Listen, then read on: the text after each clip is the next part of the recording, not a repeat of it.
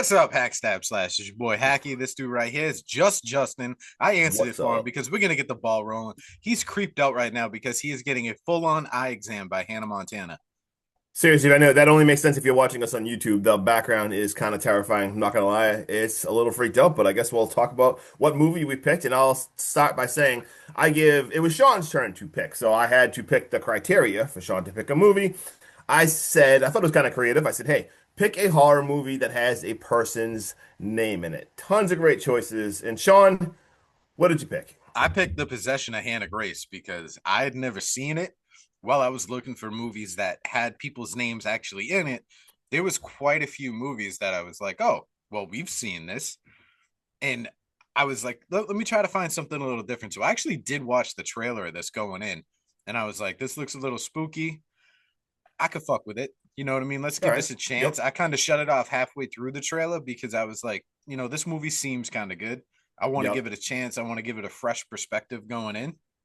I think that's what we did, or what I Fair did at enough. least. I mean, have you seen it before? What were your No, I have thoughts? no. I knew nothing about this. I thought it was just gonna be like another possession movie. I honestly didn't know much. I didn't even watch the trailer or whatever. I've heard of it, so I mean, I just jumped in, and like I said, I had no clue about it. But same thing. I mean, there was plenty of good names, plenty of good horror movies that have people's names that I've seen. So I was kind of excited. I'm like, oh, let's check out, see what's up with Hannah. Let's check on Hannah. Yeah, I almost picked Donnie Darko because I wanted to make you watch 2.5 hours. Thank you for not I picking don't that. But think you also, could have made notes for the entire movie no, in one scene. I I would think it probably would have refuse. taken you a month. I would refuse to cover that. And anyone listening is like, oh, he's saying talking shit about Donnie Darko. No, I'm not. I No, saw that Donnie when it came Darko is a out, great movie. and it's so great. And then it's one of the only movies I've ever had to dig on the internet back in the day because this came out a million years ago, and I was like searching to try to make stuff understand. And the more I thought about it, the more my head hurt. And I remember I rewatched it the second time. That shit confused me so bad. So thank you for not I, picking I that. think if we ever were to cover a Donnie Darko, I think that would just be a straight vibe Yeah, episode. No could recap, no scene by scene, no no. literally nothing. Because there's so much that goes on in that movie, it would be impossible to try and go scene by scene and have it make sense with good flow. Oh, 100%. You But know what else doesn't make sense? what? I don't know about you, but this fucking opening scene feels grossly misplaced. We, as the viewer, currently have zero attachment to anyone or anything in this movie. And as far as I can tell, this is just an intense possession. Yeah, Yeah. I hate tense possession, possessions. intense possession right from the jump. Do realize that the father killing the person is not only a father, I think, question mark, but it's also the girl's father. Like, I mean, he looks Father like and a he's dad. dressed like a father, right? Yes. And Yep. it just ends up being a failed exorcism. This whole scene really doesn't hold any weight for me. I'm a little kind of infuriated that this started out this way, and I'm hoping that like it ties together because I'm like, what is this? I don't know anyone's name. I don't know what's going on. All I seen was a pretty intense exorcism and a couple of dope ass kills that smash you in the face 36 seconds into the movie, and then you jump forward to meet Megan.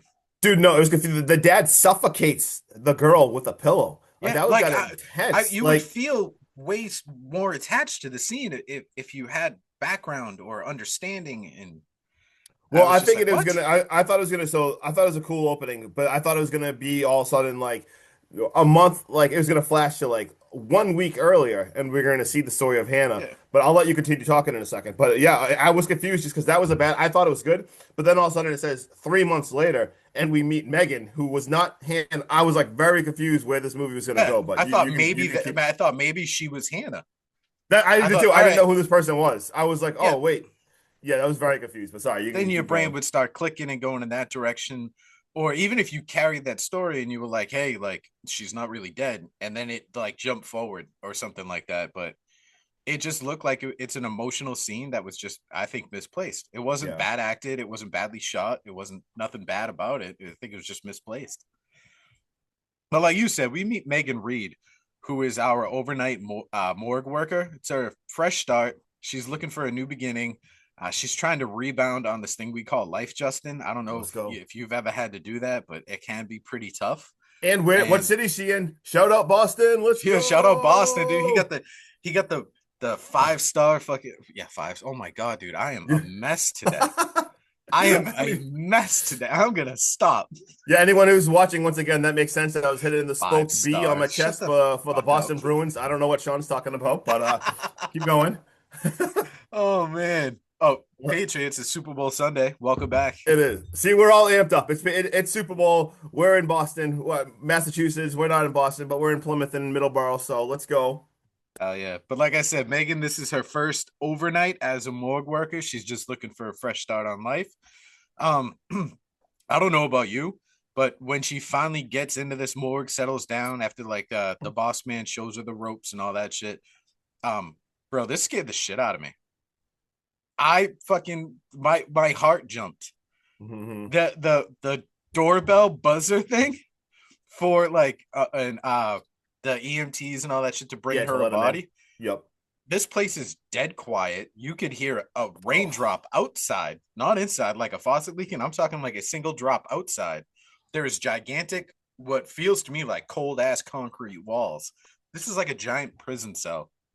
And For that real. fucking doorbell buzzer thing is the most ungodly, loud, obnoxious, siren hating, ear piercing thing I've ever heard in my life. What's up, buddy? Oh, Hunter, bro. Oh my God. Hunter, bud. All right.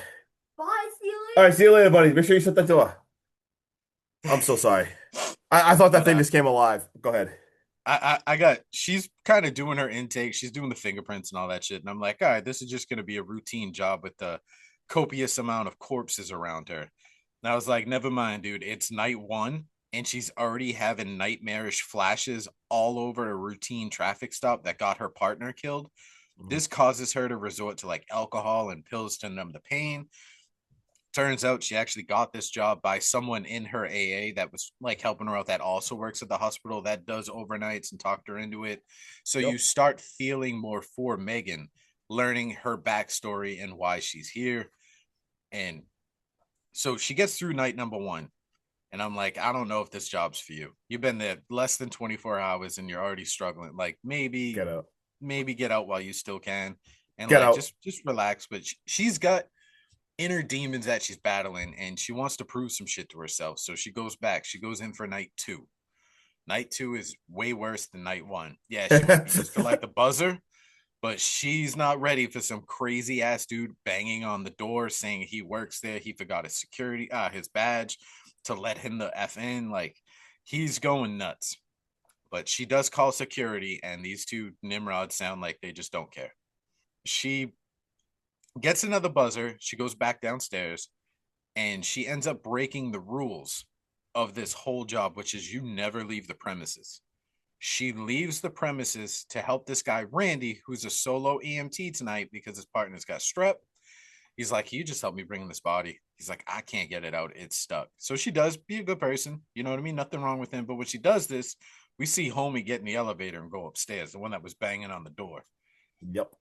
Turns out this body that Randy's bringing in, this is Hannah Grace. So we get Hannah Grace reintegrated into this story, and it's about time, dude. And she's been through the absolute ringer. I mean, all kinds of horrendous stuff that I will remain unsaid because it's gross. It's a lot. Anything you can do to a body physically has been done, chemically has been done. This girl is like, uh, uh, what do they call them? Like the test dummies in a car crash. Yeah, I literally wrote F this. Well, this just got really dark really fast. Yeah. And then it turns out, dude, all this stuff was done to her body post mortem. Are you kidding me? I mean, obviously, like looking at these injuries, ain't no way no one's surviving this and then dying. You know what I mean? Oh yeah. They even found chloroform next to her body.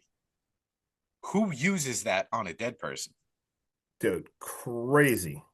It's starting like I'm starting to piece things together in my head, and it's feeling more and more like that homeless guy that was banging on the door is the dad from earlier. Hmm. And for some reason, the images that she's taken during processing Hannah Grace, they're not uploading. The fingerprints aren't working.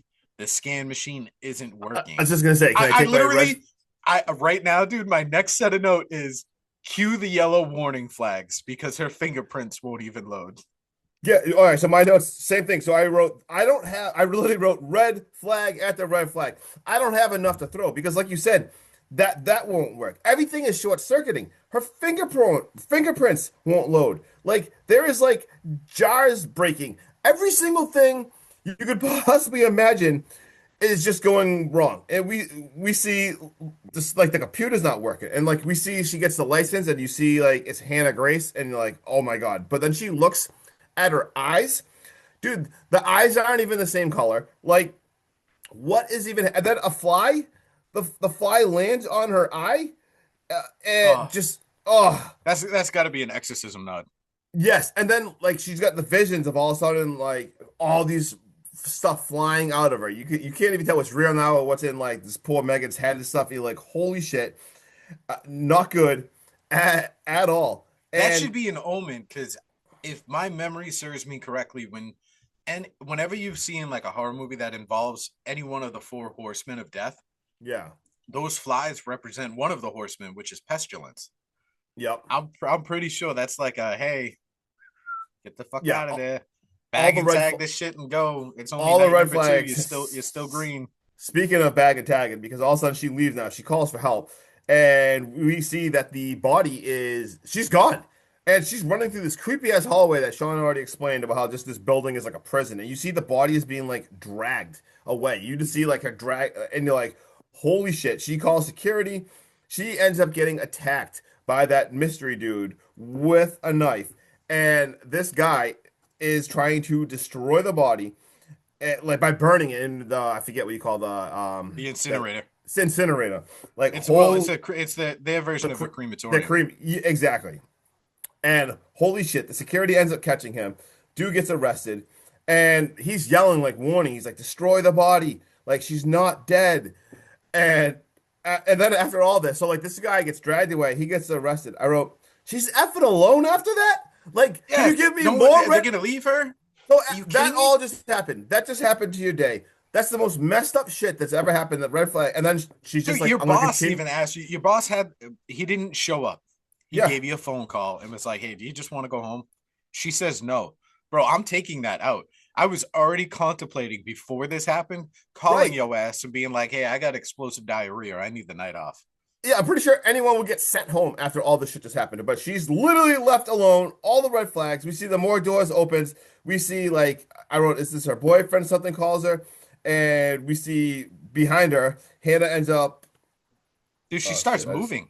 yes, moving. We see behind her as she's talking. Hannah moves. Like, oh my God, I literally wrote F this.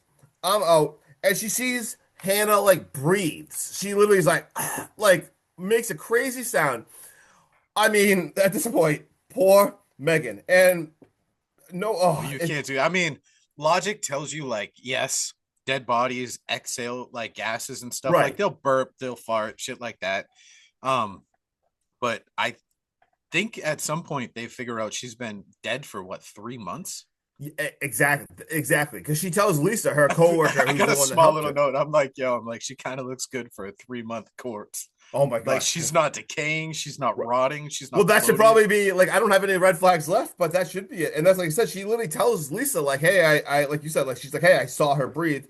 And like she's kind of like, yeah, well, that could happen and stuff. But I mean, like you said, not for 3 months. No, Like 3 months, dude. You should be basically rotten. And, and we meet Andrew, who's like her ex-boyfriend, who's a cop, and he's basically asking her if like is okay and everything. But then he's kind of like, "Hey, like, I'm missing my was it Xanax or something? I forget what the Yeah. pill." And she snaps and she's like, you really think I took that? And he's like, well, I'm just asking. I'm not accusing. I'm Right. just asking. Like, I know you have issues, but I just moved out and I need my prescription. I'm asking if it's still around the house. It's That's a red flag in a relationship. When you oh ask a yeah, simple question like that and the other one loses their mind and tries to like flip the script, like press it on you. yeah. No, you can tell there's definitely a very complicated history right there. And as this is happening, you see she left one of the security guards like alone, and Bro, poor he's just Dave. He's yeah, such Dave. a That's his name, Dave is dude. you as a security guard. I'm Dude, sorry, he's but just he is so energetic. He's so nice. he's He's so so like happy. uplifting. Like he seems like a go getter. You're working in a morgue. I And this this dude, dude is just making the best of every situation. he's playing. He's literally got like a baseball. He's like just bouncing a ball off the wall. Like this dude's Fucking hitting literally dingers over the Green Monster Kid. right. Yes, this dude is seriously like just having fun. And before she leaves, before Andrew leaves, she's like, "Hey, like you got to do me a favor."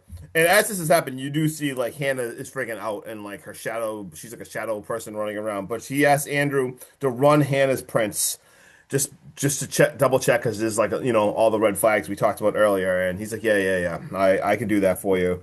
And we now see poor Dave.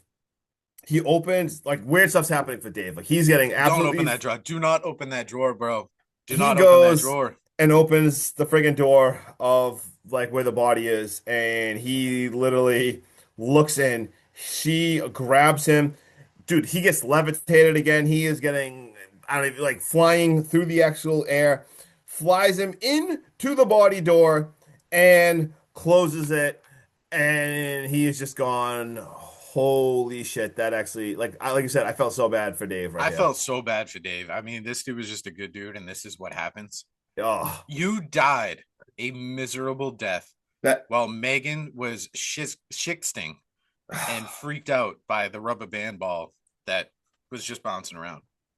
Do you know what shixting is? no, I don't even know what you Shit said. texting. Shit texting. No, oh my God. Okay, I was just gonna say, Because if you want to talk about the yeah, bathroom scene, I didn't realize that's yeah. okay. She's got a pants around her ankles, buddy, and she's painting that fucking toilet bowl a porcelain color. Dear God. Oh well, Dave's just getting absolutely demolished. But when that rubber band kind of like comes into the bathroom and goes under the stall, one, you think it's Dave like messing around. Two, uh, that's really fucking creepy. Like, why is he in the women's room? And like, no, this you should be pissed off. But I was like, honey, Dave's gone. He is long gone. But while this is going on, she does get a call from Officer Brokenhearted, who's her ex-boyfriend. And Yep. he tells her, he's like, hey, these prints came back. And I know we said it earlier, but this is when you find out these This is where prints you came find out. back. And Yep. this is Hannah. And she's been dead for 3 months. She died during a failed exorcism. And Yep. she's like, what? And he's like, yeah. And that was it. None of this stuff was done to her, like pre-exorcism. Like, this is crazy. And he's like, do you want me to like come back? And she's like, no, no, we're good.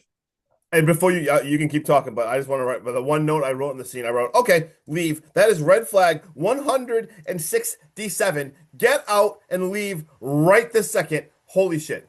You know what red flag 168 is? What? The fact that you go back to look at this body and you realize, hey, this shit is healing itself. Oh God. Yeah, she's getting better. She's healing. There's no more ligature like around the pelvic region. She was sliced up right there and it's gone. And I was like, holy shit, she's healing Freaking, herself after every one of these kills. freaking And I was like, Wolverine so here. Dave's missing. The dead person is healing itself. You're seeing things, you're hearing things. The security footage is now glitchy. Bro, just go home for the love of God. You're even confirming some of your suspicions with your friend who turned your paranoia into an AA meeting because she does battle with pills and all this other shit. And her friend does see the pills in her purse. Yep. Um, and it turns into like a little spat. They go back and forth for a minute. And Lisa just kind of she like must have a switch in her brain that like shuts off the nonsense in her opinion because right after she finds this pill bottle it's like she blocks out everything Megan has to say. And my note for that whole set of scene is judgmental much. Mhm. I'm thinking maybe Hannah enjoys Megan's company because like yeah like Hannah's fucking with Megan right now but she ain't done nothing to Megan. And it's Hannah decides like she's gonna start playing games with Lisa. She uses Dave's body as bait Oh. in the fucking stairwell. And at some point, dude, she makes Lisa like known that it's Hannah, and Hannah chases her up the stairs like she's some kind of hospital version of Samara mixed with Huh. Spider-Man. Hmm. Like the way she creepy crawls up these stairs after her is insane. And when I was watching this with Kristen, she was like, "Why would you go to the roof?" And I was like, because she's chasing her up the stairs. If she Hmm. was chasing her down the stairs, you would have ended up in the parking garage. But after Lisa's scene, it's starting to feel like Hannah does everything to living people that was like kind of done to her to help her regenerate, because it feels like, I don't know if you saw this, but when they're on the rooftop and she's got Lisa in that like stranglehold like she had Dave, as Yeah. she's like breaking her limbs, it looks like Hannah's limbs are fixing themselves. It is. And I just want to talk about the scene for a second because I'm not gonna lie. So far, this movie, I just want to say if anyone's seen 2016's The Autopsy of Jane Doe, I'm having a hard time with this movie just because I've seen that movie and this movie went so far into like being almost exactly like that movie, which was kind of weird for me, like the whole morgue stuff. So it's kind of like I've already seen this movie in The Autopsy of Jane Doe.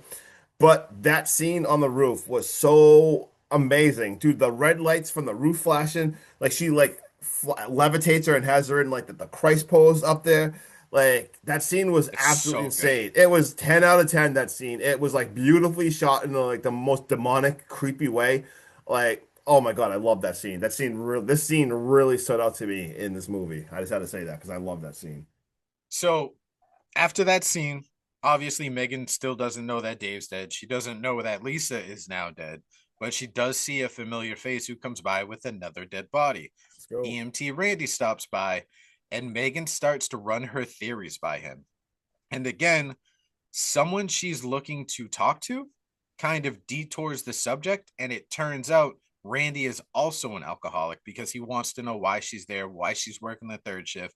She does not seem like the person for that job. But turns out they're both alcoholics. They're both in recovery. Uh, this turns out to be a really, really good bonding moment between the two, which is nice because now I'm starting to feel a character connection to Randy, which really hasn't, in my opinion, happened so far in this movie. Like I want to feel it for Megan, but it's not quite the emotional connection.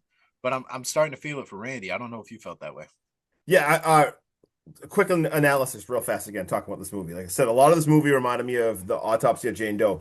And a lot of the movie, there's like red flag after red flag after red flag. And obviously, horror movies are supposed to try to explain to you why the characters would ignore the red flags. And I didn't think this movie gave us enough subplots about, like you talk about, like the addiction, the grief of partners, all the like the PTSD she's dealing with, all that crazy stuff she is dealing with. And like that shows you, like you said, she's trying, like, why wouldn't you leave right away? Well, she has all her own inner demons. She's trying to prove to herself like she can do this. So I did think they gave her enough of like good backstory and all the Yeah. undertones of this movie, like the different things the movie's actually about. I thought that was like really well played, especially like the scene with Randy and everything, try to explain. Do I still think she should leave? Of course, but I think they did Oh a good yeah. enough job trying to like understand this is why she's sticking around. So yes, I do agree with you on that.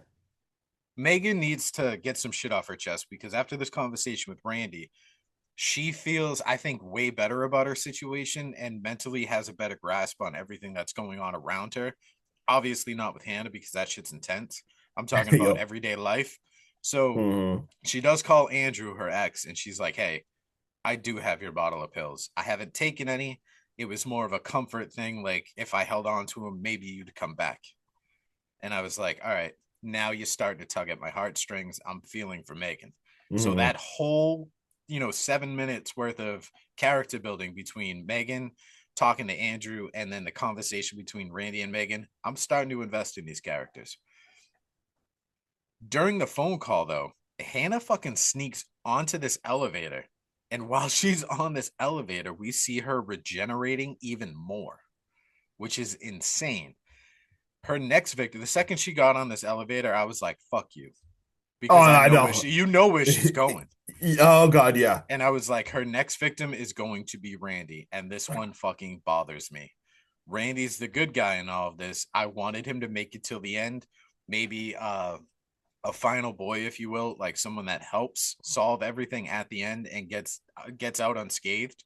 Hmm. He's done, in my opinion, nothing wrong. This scene in the garage, it Oh, it it becomes creepy as fuck. yes. I'm glad you The said that. the use of lighting is amazing. The score is intense. The camera work is thrilling. And if you're a sicko like us, you get a little bit of a giggle sometimes when certain kills happen certain ways or certain scares happen certain ways. Hmm. I love Randy, and this was very emotional watching him get gone in this movie. But I did giggle when he was in between the ambulances and he went to go try to get away, and she opened the door and fucking Hmm. cracked him in the head. Oh yeah. I And did giggle a little bit, no, so and that that was a little bit of a reprieve for me. it was, and like the scene, the lights were flickering during this scene. She's crawling in the background, so creepy. And then we see Megan. Man, she's like looking at the footage now of all the footage on the TV thing, and she sees the footage of the elevator, and holy shit, she right away realizes what we realized too. Oh my God, she's going up to kill Randy. She runs up there, and she ends up finding Randy dead. And we see Andy calls.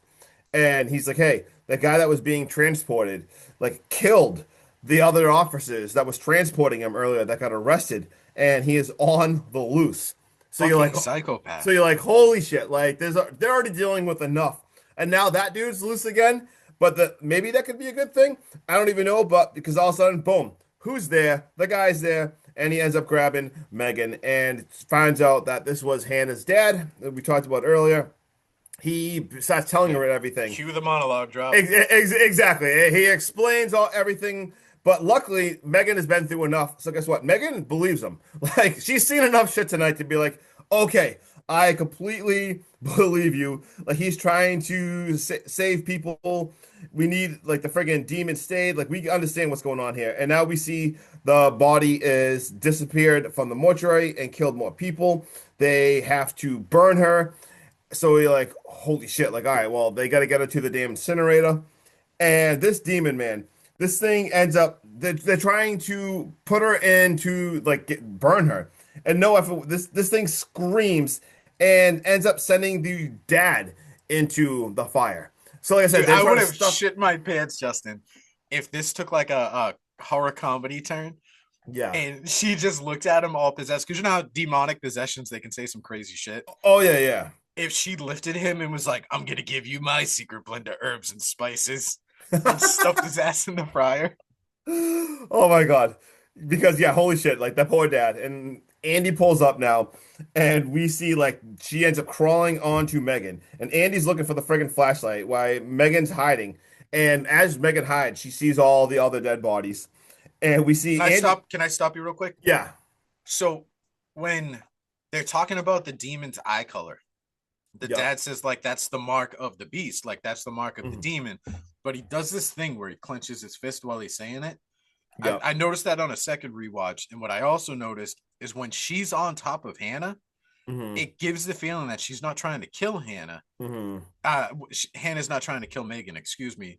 It gives you the feeling of Hannah maybe trying to transfer into Megan because it doesn't look like she goes for a kill. It almost Right. looks like she grabs her by the forehead in some manner, and it looks like she's trying to mark her. Yep. I Okay. don't know if you saw that. I did. I thought it was weird too, because I mean, she definitely could have killed her. Like you said, she clearly could have killed her a long time ago. And we do see Andy bumps into the other security guard, and the two of them end up finding Megan. And the security guard's like, "Oh hell no!" And but unfortunately, he dude tries to bail, but I mean, she's like Spider Woman too. She's crawling on the walls and shit. He And wanted nothing to do with that yeah, shit. this dude's like, "Fuck that! I Yeah, am I don't out." get paid enough. Peace. Yeah, dude's like, "Peace!" But unfortunately, he is also killed. And we see after like she is healing more, absolutely crazy. And we see now she's attacking Andy. She's killing Andy, but Megan goes into absolute friggin' beast mode. She shoots her a friggin' ton, ends up dropping her, and we see Megan knows smart enough, like, that's not gonna be enough. Like, she's gonna just keep healing and coming back. So we see Megan is dragging her and burns her. Let's friggin' go. She throws into the damn incinerator. Phew. We see the cops there. We see like then we see a Typical horror movie. They're 15 minutes too late. of course, the cops end up, yeah, exit the, and then we see a flash forward to, I think it says like 62 days later. And she's a couple months later, and she's 62 days clean. We see that she's like just looking into the mirror, and a fly kind of like lands on the mirror. She squashes Kills it. that shit. Yeah, she crosses it. Healing time. Let's go. The end. This movie is over. Yes, it is, dude. Demonic possession movies are not my cup of tea. They never have been. I, you know, it's a category that I don't really seek out to watch. It's not like a demonic movie comes out and I'm like, oh, I can't wait to watch that shit. Like, I need to Okay. get it. Even like when we covered Late Night with the Devil, I was not Yep. looking forward to that, no matter how much hype it had behind it. Why though? What is it about it? I don't know. It's like the found footage shit. Like it Okay. doesn't intrigue me. Kind of Okay. um like very witchy horror from like the 1600s. Like a lot of that Okay. stuff, it just doesn't pique my interest. Okay. That being said, movies in this category I do end up watching tend to be really good, which makes no sense in my brain because everyone I've seen has been really good. I just Yep. don't want to like seek these ones out. Um, this is filled with slow, tense building scares. This movie, like I said, is it's I think a very slow storyline with a little to no emotional connections to start this film. You do start to feel for Megan as the story continues. I almost wish they worked more on the connection to her character in the beginning than showing us a failed exorcism right off the rip. I kind of feel like that exorcism, maybe we try a different storyline, and instead of seeing that in the beginning and you having all these nightmares, maybe every time you come into contact with Hannah, you get a little piece of her story. I think that might have been like you get pieces of that opening scene every time you try to like fingerprint her or she does something, and you become more attached to Hannah as a person, just like the grass behind Justin. That Is that honestly, all right. creeping you out? It was kind of scaring me. I'll talk about that more. I had to change the background. I'm sorry. Keep going. All right. All in all, this is not just a creepy, scary, tenseful watch. This is a really good fucking movie. My fiance came home with maybe like 20 minutes left in this movie and she watched it. And this is the first time she's watched like a little bit of a horror movie with me and been like, all right, cool. Can we watch this from the beginning? I think I like this. I'm Hmm. going to give this a 7.1 out of 10. This is not like a go out of your way must watch, but I 1000% think if you're okay with any kind of demonic possession movies and you want to get a scare, this is this is a great watch. Need to do it. Okay. Absolutely. Justin, tell me why you went with Dewey Grass.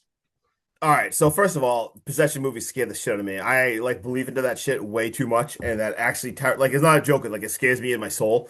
So the fact that as Sean was talking, I didn't even hear the first few sentences he said because I was staring at Hannah's eye behind me to see if it would blink. So I'm not even joking. So I just turned it to grass. You're just waiting for a But fly to land on your glasses. yeah, I'm not even joking. Like I actually just freaked out. But I'm gonna start disagree with Sean right now. Um, love respect that opinion. And like I said, this movie was made well. I do think it was made well. There's enough cool subplots too to like you do feel for Megan. And the first half I do think was kind of rough and slow. The roof scene, amazing. I loved it so much. Character arc of Megan, all that she went through, the depression, the grief, just the addiction, all that stuff, great.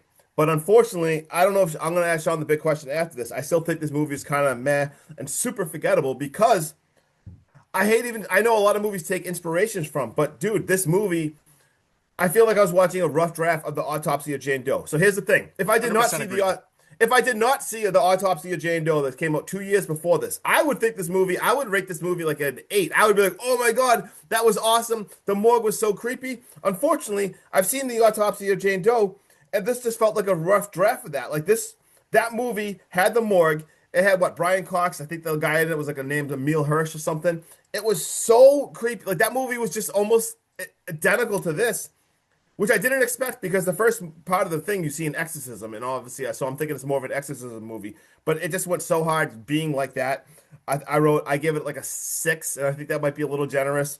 I give it a 6 for just being like a meh. If I was ever to watch something like this again, and if I would never recommend this over the Autopsy of Jane Yeah, Doe. I would never I, recommend I this over the just Autopsy of Jane Doe. it just felt too much like that to me. Like it almost felt like not even inspired. It just felt like and like that one I just See, so I I don't think know. this is why I like when we do the end of the movie recaps because I 100% agree with you on everything you just said. We Yeah. loved like some of the scenes in this. We thought the character arcs were Yeah. great. I think the way our brains work is I was able to shut out the Autopsy of Jane Doe when I gave it the score and I watched it. I forget what other movie we did, Yeah. But you felt this exact same way. You were like, I've seen this and it's been done better. That's the thing I couldn't, and especially after the first scene, I'm like, oh, it's an exorcism movie. But then I went to the morgue, and I just couldn't stop seeing that other movie. And I remember how that movie made me feel. I watched that movie alone, and it scared the absolute shit out of me. And it was so tense, but tense. So I mean, but I mean, I still give this movie a 6. I don't think it was like terrible. You know what I mean? Like I liked Megan. Like there was enough good, but yeah, That's what I'm saying. Like when I could shut out during my recap and my rating, that's why it's a 7.1. If I'm holding these two movies side by side, yeah. and you want me to go like tit for tat, apples to oranges, you know how, like, speaking of football, because it's football Sunday, when they showed like during the MVP race, Drake May and Matthew Stafford, and Hmm. then it's like yards, games, yards per game, fucking touchdowns, all that shit. There is going to be a lot more green check marks on the autopsy of Jane Doe than there is going to be on the possession of Hannah Grace, and it's going by that standard. It's going to make the possession look a lot worse than what I thought it was. And I think that's why my score is higher than yours. But I Yeah. feel like collectively our brains are in the same spot No, when super we think fair. of, for what we think about this movie. I'm actually kind of impressed we just walked through with all our thoughts like that. Like that was actually pretty good because I kind of feel like that was, Sometimes we vibe really good. yeah, no, I kind of feel like that's kind of weird. That was actually all well spoken, I feel like by both of us. All right, let's jump in. So I got a tagline is death is only the beginning. And holy shit, that fits that movie because that was Perfect. definitely the beginning for her. If you want to take ratings from other sites and critics and all that shit, which we tell you, like, don't give a fuck. Don't listen to our ratings. Don't listen to theirs. Watch a Right. movie to watch the movie and enjoy it. Justin gave it a 6. I gave it over a 7. We've got a 5.2 on IMDb, Okay. which I think is fitting because I'm assuming a lot of people who judge this movie were like you and Yep. compared it apples to apples with Right. Jane Doe. Yep. And it's also a 23% on Rotten Tomatoes, which, like I said, you need to formulate your own Oh wow. opinions. I think it's Yeah. criminally low because even if you take Yeah, away the fact that it's so similar to something, bro, this is still a really, really good movie. and like I said, a lot of times you'd be like, "It's so stupid. Like, why is the person still here?" But I do think they gave it enough backstory for reasons why maybe she would power through. Most people would probably be like, "I'm out of here." But like I Yeah. said, the shit she was dealing with, I thought they did good. So, what do I got here? I got this was actually shout out Boston again. The exterior of the hospital is actually Boston City Hall. So let's Oh, go. yeah. We get a body count of 7. We get That was Father yep, Mercado, yep. Dave, Lisa, Randy, Granger, Ernie, and Hannah as the victims in this movie. All right, well, that was my next one, so I'll cross that off. And the last one I have is it took 4 hours of prosthetic makeup for Kirby Johnston to portray Hannah. Oh, yeah. This marks Shay Michelle's first leading role. Like you said, the exterior, you covered that. The first Sony Pictures film to be shot on a full frame mirrorless camera. Sony said that this film was primarily shot on its own A7S2, a consumer camera, which cost a mere $2,000, which is Oh mind blowing wow. for how good this movie looks. Yeah, Justin, no, I'll that's put pretty up a that's grand, you put up a grand, and let's make our own fucking indie horror. seriously, let's go. Let's do this. In the original script, though, the morgue was much smaller, which I really respect their choice to make it a lot bigger. Because when you talk about comparisons to Jane Doe, that morgue was tiny. Because if I remember correctly, it was in the basement of a funeral home. It was. Yep. Like I said, director Deirdre Van Rogen rewrote it to be much bigger, emptier, and scarier, which I think he did effectively. And he also added the automatic lights, which I think are one of the creepiest fucking modern day things you can put in a horror movie, Oh, 100%. especially when they start 100%. turning on, coming towards you, and you can't see nothing. Oh, God. But that's all I've got, Hack Stab Slash. Let's go.